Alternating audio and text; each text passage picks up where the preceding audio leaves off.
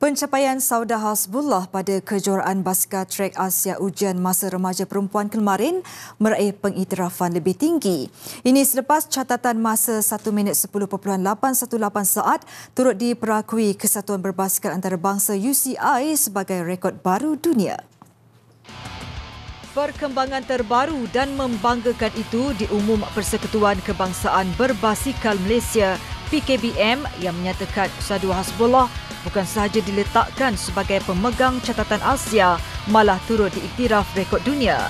Ini berikutan acara ujian masa 1 km perempuan baru sahaja diperkenalkan menggantikan jarak 500 meter yang dipertandingkan bagi kategori wanita. Atlet 17 tahun itu merakam kepantasan 1 minit 10.818 saat di Velodrome Nasional Malaysia semalam untuk mengenepikan 4 lagi pencabar di peringkat akhir. Terdahulu masa 1 minit 12.722 saat oleh Liu Shangying dari Taiwan yang terpantas pada sesi kelayakan diambil sebagai catatan baru Asia sebelum dipadam sadwa ketika meraih pingat emas.